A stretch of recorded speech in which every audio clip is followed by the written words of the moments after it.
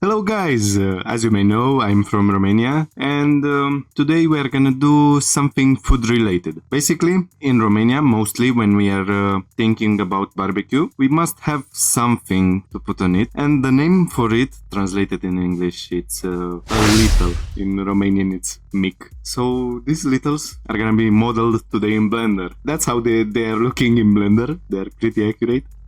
Mostly you are eating them with mustard. Before we are gonna start, please like the video, it's gonna help me a lot, and let's just go. So we are here with the basic scene in Blender. I'm gonna delete the light for the moment. Yeah, that's just it. Everything is fine, and as you may see, it's not perfectly cylindrical. So I'm gonna model something like that. Let's just apply the scale so we can get the shape of it, the basic shape of it, and we can subdivide. For the moment, let's say one time it's gonna be enough. Now it's gonna be too cylindrical, in my opinion. That's not how a little it's looking. So I'm gonna put two edge loops, one in the middle here and one in the middle here. Now it's starting to get some shape.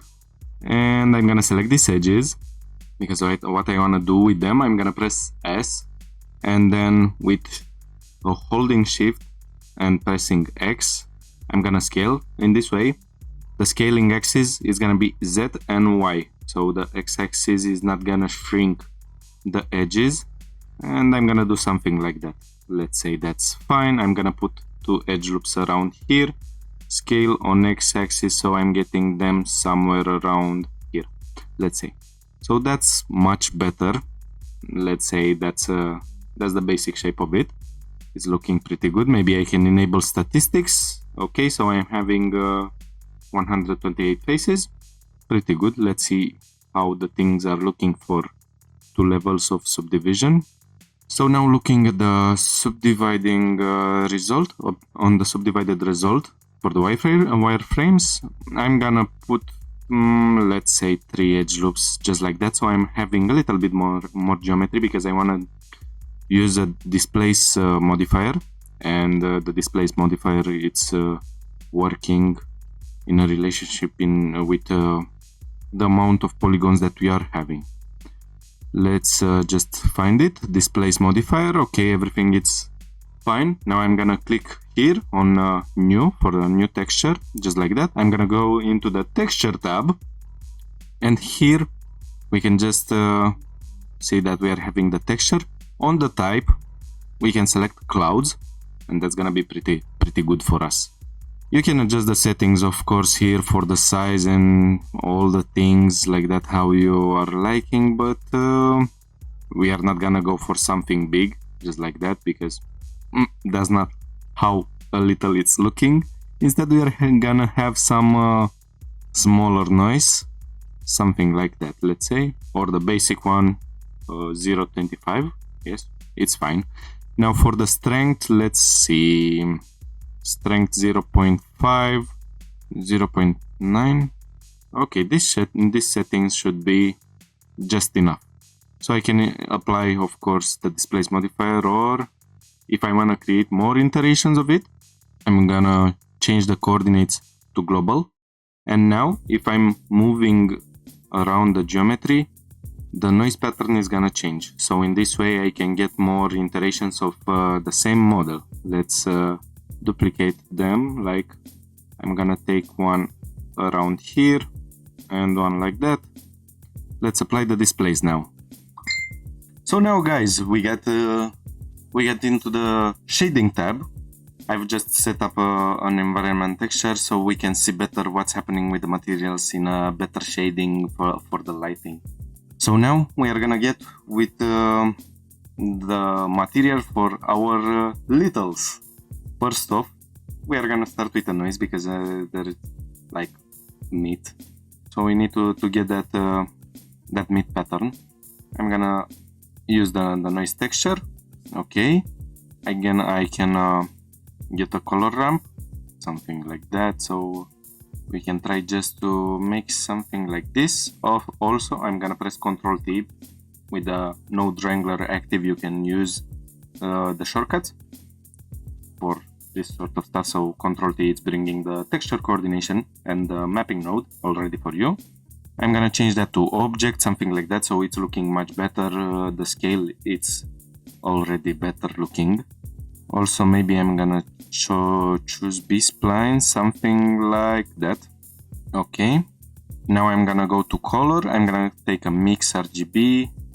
This color ramp is gonna be plugged in the factor because I wanna choose the colors, and the color ramp is gonna be just the mask for it. So we are gonna choose some colors for our meat. They are gonna be already cooked, something like that. So they are already grilled. So we are gonna go with a darker red and something more yellowish, just like that. Let's say for the moment it's looking pretty good. I guess it's fine. Yes, it's pretty good. Also, we can add some more noise because they are too smooth for the moment. So I'm gonna take a bump node and I'm gonna take the noise factor into the height. The reason I'm doing that, first of all, let's get closer so we can see the noise patterns.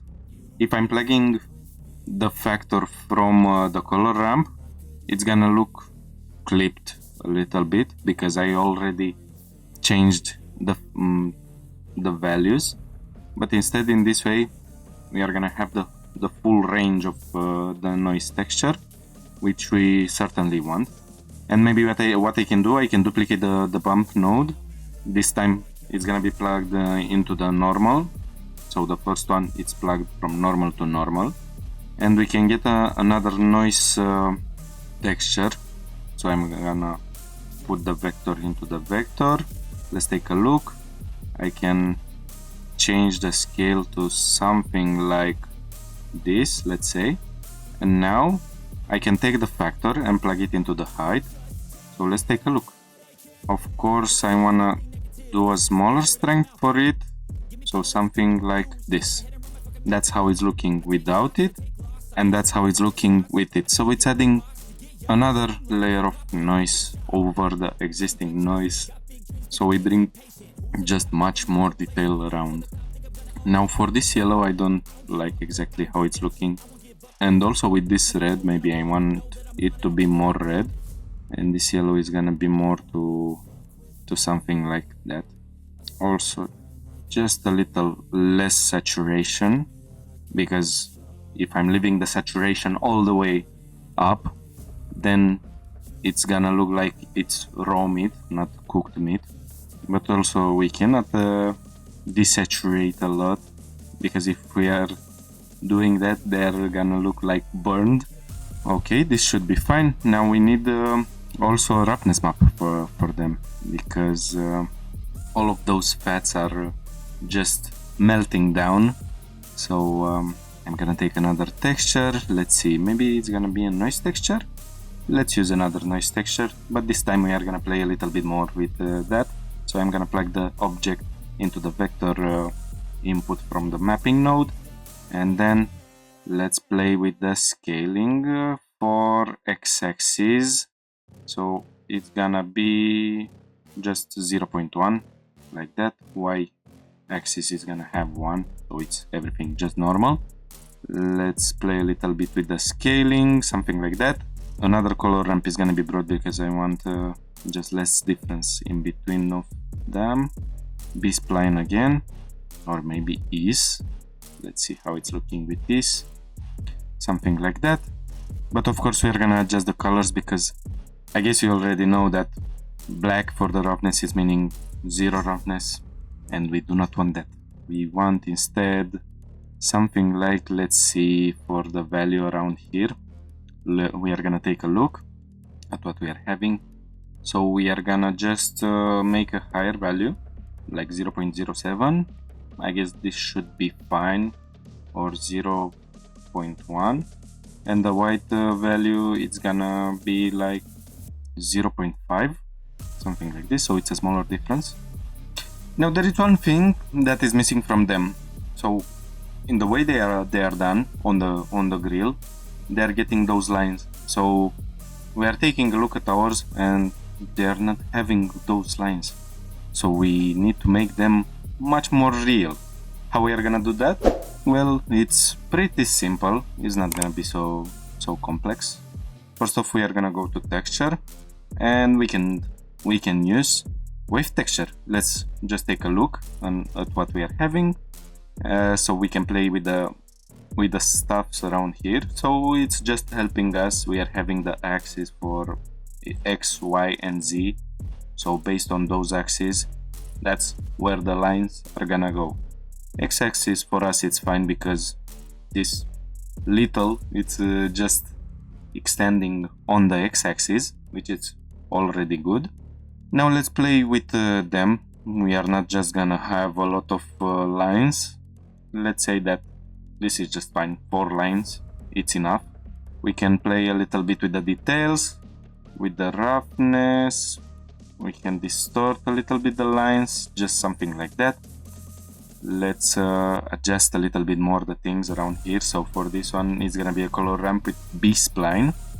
In this way, we are not gonna clip just faster like with Cardinal. As you can see, we are clipping much faster. So that's gonna help us to stay a little bit better with the things happening around here. Okay, so for the moment, the lines are just everywhere, but that's not happening with a little, because a little it's just turned once on a side and then on the opposite side. So you are not gonna have lines just everywhere. What I can do for that, I'm just gonna bring a gradient texture. Let's take a look at it. For the moment it's beginning from -x to x, which is not helping us so much.